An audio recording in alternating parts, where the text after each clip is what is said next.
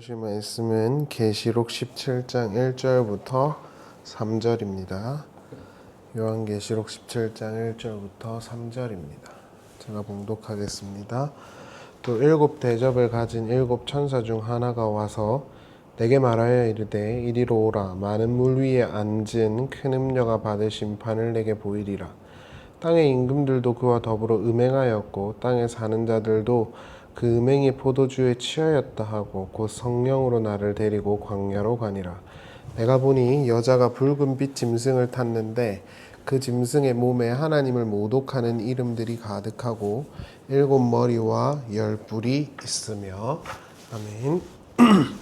우리가 지난 시간 일곱 대접에 대해서 함께 나누었죠.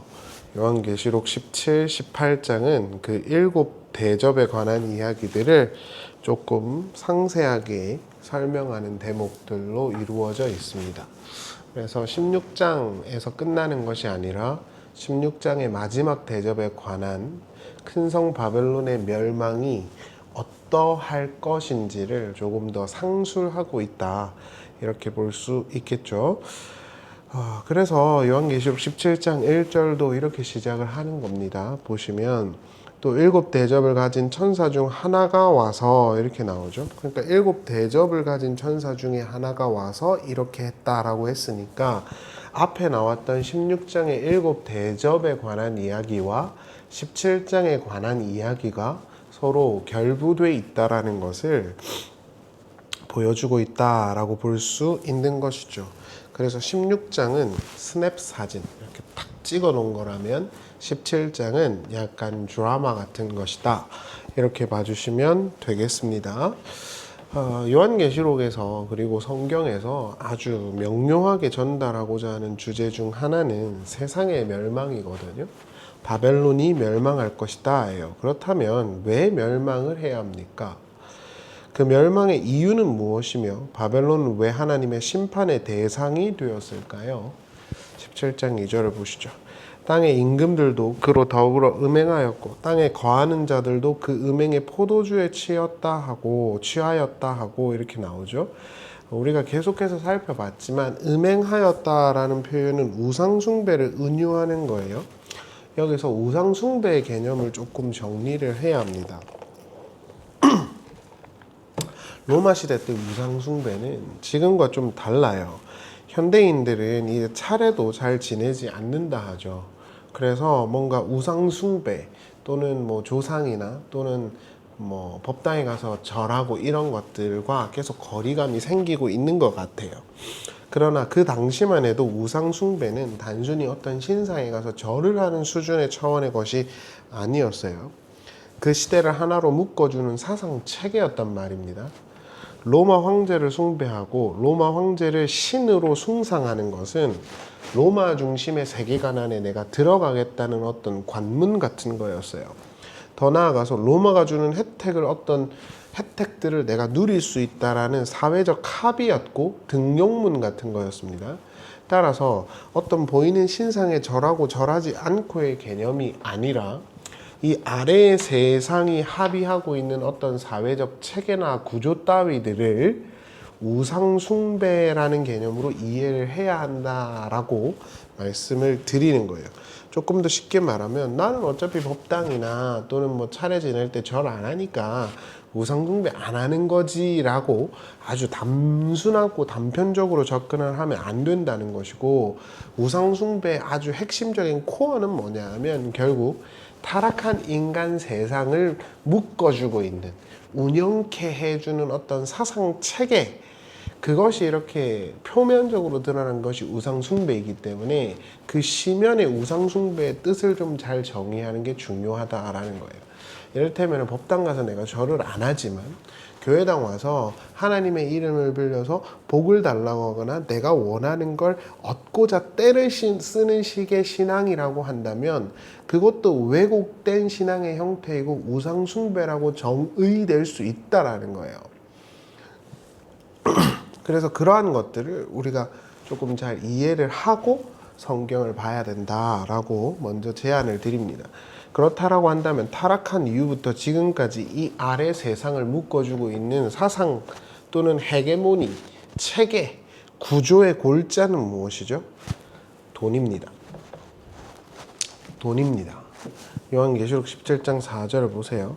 그 여자는 자줏빛과 붉은빛 옷을 입고 금과 보석과 진주로 꾸미고 손에 금잔을 가졌는데 가증한 물건과 그 음행에 더러운 것들이 가득하더라.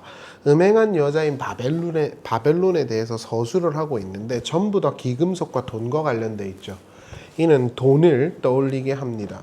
우상 숭배를 하고 또한 그 우상 숭배를 하게 한 이유는 돈 때문이라는 거예요. 예수께서 말씀하신 것처럼 모든 우상 숭배의 시면에는 돈이 있습니다. 따라서 돈을 숭배하고 보이는 기복적인 것을 추구하면, 그리고 그러한 어떤 가치관 속에서 자신의 삶을 살아가면 그것도 우상 숭배가 될 수 있다라고 우리가 정의하는 게 맞겠죠. 우상 숭배를 하고 그 우상 숭배의 유용함을 선전하는 이들을 성경은 계속해서 마귀 새끼, 마귀의 본체라고 선언을 하죠. 그리고 그렇게 말했던 구약의 선지자들도 굉장히 많습니다. 특별히 한 사례만 보죠. 이사야 23장 16절입니다.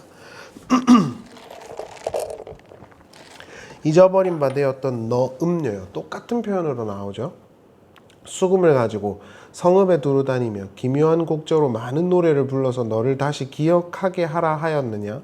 70년이 찬 후에 여호와께서 두로를 돌보시리니 그가 다시 값을 받고 지면에 있는 열방과 음란을 행할 것이며 그 무역한 것과 이익을 거룩히 여호와께 돌리고 간직하거나 쌓아두지 아니하리니 그 무역한 것이 여호와 앞에 사는 자가 배불리 먹을 양식 잘 입은 옷감이 되리라. 여기서 보시면 큰 음녀야 이래놓고는 두로라는 나라를 언급합니다. 두로는 이때 당시만 해도 엄청난 부자 국가였어요. 두로를 먹고 살게 해줬던 기본적인 업은 무역이었습니다. 아까 우리가 봤던 바벨론 있지 않습니까? 그리고 그 바벨론에 대한 서술들을 보면 무역을 떠올리게 하는 것들이 굉장히 많습니다. 결국에는 수입 수출로 먹고 산다는 소리입니다. 두로는 무역을 통해 부를 축적했고 동시에 우상 숭배의 유용함을 함께 팔았습니다.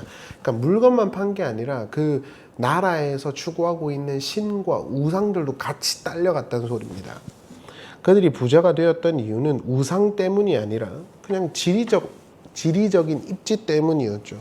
그러나 그 부를 획득하고 유지하게 한 것이 마치 우상인 것처럼 선전하고 떠들고 다녔어요. 그래서 하나님은 그들이 멸망하게 될 것이라고 단언했습니다. 우리가 잘 알고 있는 그 계명성에 관한 이야기들, 그리고 이사야서 전반적으로 보거나 구약 성경에 전반적으로 보면 두로나 어떤 그 지역에 대한 심판들을 이렇게 유사하게 이렇게 자세히 살펴보면은 다 이와 같은 맥락이라는 걸 아실 수 있을 거예요. 우리가 앞서 살펴본 17장 4절에서 음료 바벨론이 자신을 꾸몄던 귀금속들도 사실 모두 무역 물품들이었거든요. 무역을 통해서 상당한 돈을 벌었음을 추론하게 하는 표현인데 두로에 대한 이 표현과 다를 바가 없습니다. 지금도 결국 무역 전쟁이잖아요. 트럼프가 하고 있는 거, 뭐 유럽연합이 어떤 철강에 세금을 때리겠다는 거, 이런 것도 다 전부 다 무역이거든요. 그래서 힘 가진 국가들이 무역을 갖고 약소국들, 힘없는 애들을 괴롭히는 형태, 이건 옛날부터 지금까지 똑같은 구조란 말입니다. 두로는 자신의 화려한 부를 자랑하며 온 세상과 무역했어요. 그리고 자신의 마음대로 그 무역을 설정하고 그걸 통해서 부를 쌓았습니다. 근데 문제는 그러한 부를 쌓으면서 그리고 팔면서 우상도 같이 팔았다는 것이죠. 그래서 하나님께서 니네는 멸망할 거야 이렇게 말했던 겁니다. 그래서 우상 숭배와 돈은 사실 붙어 있는 개념입니다. 구약 이 성경에서 보면은요. 요한계시록도 다르지 않겠죠, 당연히. 흥미로운 것은 이 여자를 보고 있는 요한의 스탠스예요. 요한계시록 17장 3절을 보겠습니다. 이건 직역한 걸 읽어드릴게요. 그가 나를 데려갔다, 성령 안에서. 그리고 내가 짐승 위에 앉아있는 그 주홍빛에 참남한 이름들이 가득한 여자를 보았다. 그리고 그 여자는 머리가 7이고 뿔이 10개였다. 자, 이렇게 직역했습니다. 사역입니다. 제가 그냥 번역한 거예요. 여기서 보시면 제가 그가 나를 광야로 데려갔다라고 번역을 했어요. 여기서 그라는 것은 등장하지 않아요. 주어에서.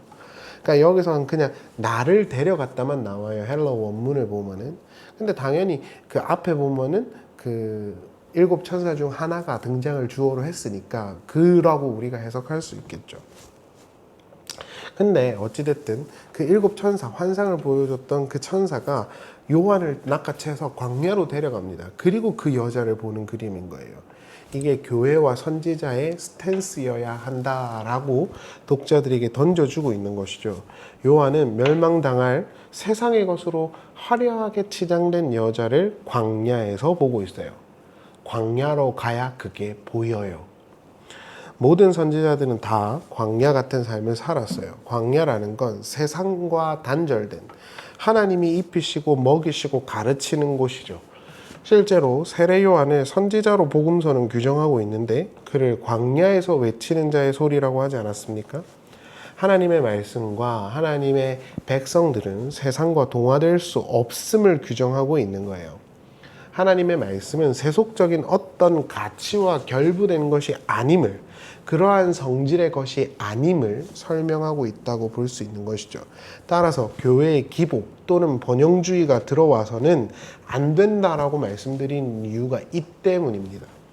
교회는 사회운동을 하는 것도 아니고, 교회는 정치적인 편향적 집단도 아니며, 교회는 행복해지고 복을 받는 방법을 가르치는 것도 아니고, 세상에서 존경을 받는 법을 가르치는 것도 아닙니다. 덧붙여 하나님의 이름을 빌려서 내가 원하는 그런 고지 꼭대기나 내가 원하는 그 은금으로 둘러싸져 있는 어떤 곳에 이르게 하는 방법을 가르치는 것도 절대 아닙니다. 교회는 세상적인 가치와 무관한 하나님 아버지의 가르침을 배우고 쫓는 집단들입니다. 광야란 에레모스입니다. 에레모스는 고독한 곳, 외로운 곳이라는 뜻을 가지고 있어요. 대부분의 선지자와 교회가 이곳에 머무르고 있죠. 예수님도 새벽에 기도하러 가셨다. 새벽 기도의 근원이 되는 그 어떤 구절이잖아요. 근데 새벽에 한적한 곳에 물러 가셔서 기도하셨다. 이렇게 나오는데 그 한적한 곳도 에레모스입니다. 그러니까 결국에는 따로 떨어진 곳을 설명하는 거예요. 아, 되게 조용한 시간에 되게 여유로운 곳에 가서 예수님께서 기도를 하셨나 봐. 그런 취지가 아닙니다. 새벽에 아무도 다 잠자고 있는데 조용하게 하나님이랑 같이 큐티한다. 이런 게 절대 아닙니다. 복음서에서 말하고 있는 새벽 기도라고 하는 것의 어떤 성질은요, 세상과 단절돼 있는 하나님만 찾을 수밖에 없는 어떤 시간과 공간을 말하는 것이지, 새벽에 따로 사람들 자고 있는데 조용한 곳에 와서 하나님이랑 큐티한다, 뭐 이런 식의 내용이 어디서 나옵니까? 그런 유치하고 가난한 논리가 어디 있어요? 그러니까 그런 거를 제가 새벽 기도하는 걸 비판하고 싶은 생각은 없어요. 그러나 그렇게 억지로 목사님들이, 성도님들 말고 목사님들이나 전도사님들이 그런 걸 억지로 끼워가지고 가르치고 하면 안 된다는 말씀을 드리는 거예요. 성경의 원의는 아니잖아요. 그러니까 저희 어머니도 새벽 기도를 매일매일 가시면서 저를 위해서 기도해 주시거든요. 전 그런 것들이 너무 감사하고 소중한 문화라고 생각을 해요. 그러나 그것과 예수님도 새벽에 이렇게 한적한 곳에 가서 하나님이랑 큐티하고 조용히 예배했습니다, 이렇게 설명을 해가지고 마치 그걸 하지 않으면 신앙적이지 않은 것처럼 가르치는 건 다른 문제라고 말씀을 드리는 거예요. 각설하고 예수께서도 광야로 가시죠. 세례를 받으신 후에. 그러니까 광야라는 곳은 사실 교회와 선지자들이 아주 밀접하게 있는, 그들과 결부되어 있는 곳들입니다. 요한계시록에서도 이 광야라는 곳을 이렇게 상수를 해요. 12장 6절과 14절을 보겠습니다. 그 여자가 광야로 도맹하매 거기서 1260일 동안 그를 양육하기 위하여 하나님께서 예비하신 곳이 있더라. 14절입니다.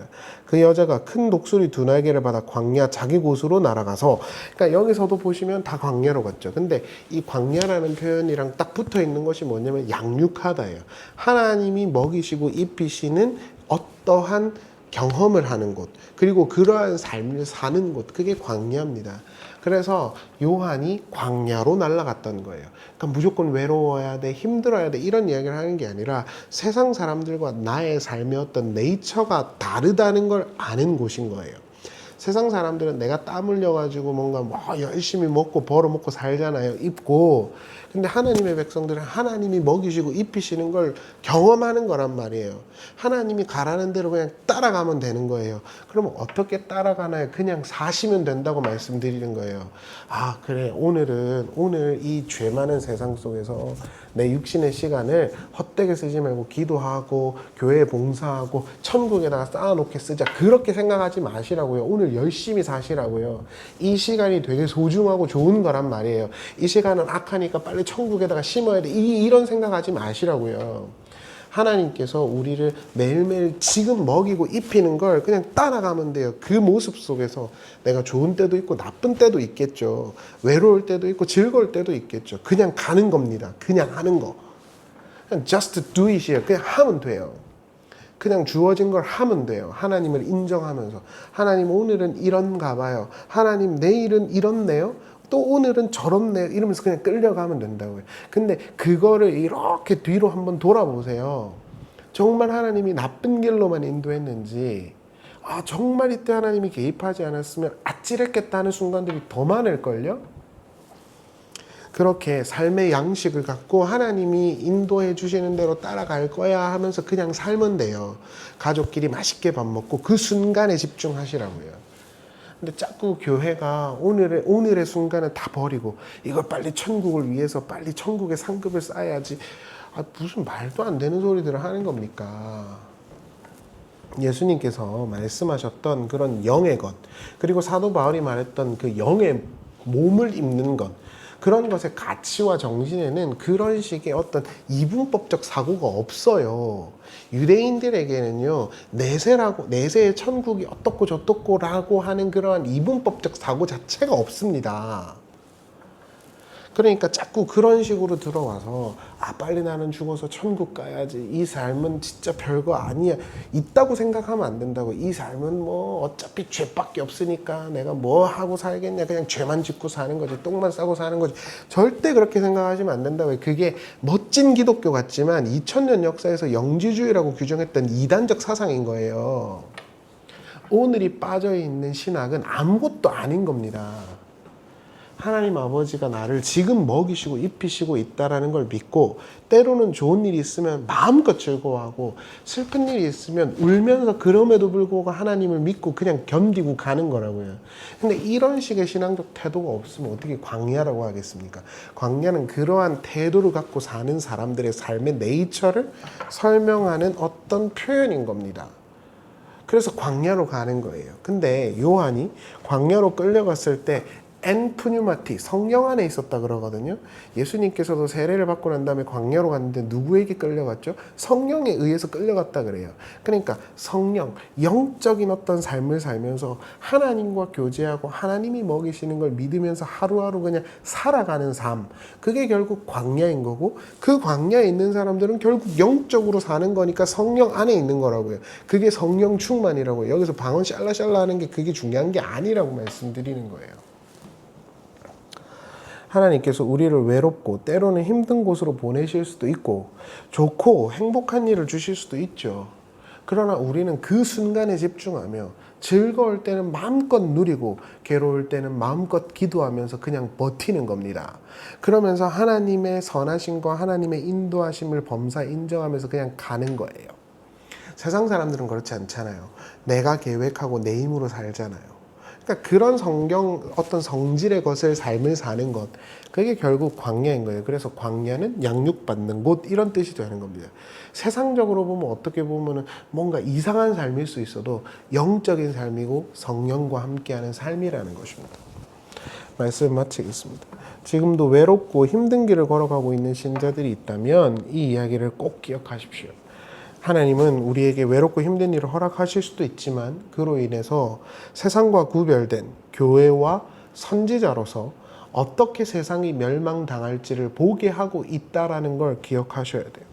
그리고 그것이 그 사람의 정체성이 되어서 하나님 아버지의 성령 안에서 외로움도 버틸 수 있는 자가 되게 되어지는 것. 그게 요한의 스탠스인 거예요. 그래서 성령 안에 있지만 세상 안에는 없는, 육적이지는 않지만 영에 소속된 삶을 살게 되는 것이죠. 그리고 그렇게 사는 사람들은 세상이 멸망당할 것으로 보여요. 여러분들도 아시겠지만 아브라함이라는 사람이 소돔과 고모라가 멸망당할 때 하나님께서 이제 불을 쏟아붓잖아요. 근데 그 연기가 올라가는 걸 봅니다. 멀리서. 그러니까 우리가 잘 생각을 해봐야 돼요. 아브라함이 지금 있는 곳은 어디냐면 광야예요. 조카는 정말 화려하고 좋은 소돔과 고모라를 선택했잖아요. 근데 광야 같은 곳에서 그 세상을 바라보니까 연기가 막 올라가고 있어요. 멸망하는 곳으로 보인다는 소리입니다. 하나님이 그거를 알라고 우리를 따로 세상과 구별된 곳으로 보내버리는 거예요. 그 보내는 과정 속에 고난과 어려움이 감지될 수 있죠. 그리고 그걸 우리는 그렇게 인식할 수밖에 없겠지만 그러한 시간이 있기 때문에 하나님에게 소속돼서 세상의 멸망을 볼 수 있는 거라고요. 하나님께서 왜 멸망당하는 이 바벨론을 보여주시면서 요한을 광야로 데려가셨을지에 대해서 한번 잘 생각해 봤으면 좋겠고요. 추석 연휴도 잘 마무리하시기를 바랍니다. 기도하겠습니다. 주님, 세상과는 다른 삶의 결을 살아가는 우리 되게 해 주옵소서. 요한과 같이, 선지자들과 같이 하나님과 함께하는, 하나님에게는 속했지만 세상에는 없는, 육적으로 살고 있는 것 같지만 세상 속에는 살지 않는 하늘의 신령한 사람으로 우리가 살아갈 수 있도록 하나님들 인도하여 주시옵소서. 거룩하신 예수님의 이름으로 기도합니다. 아멘.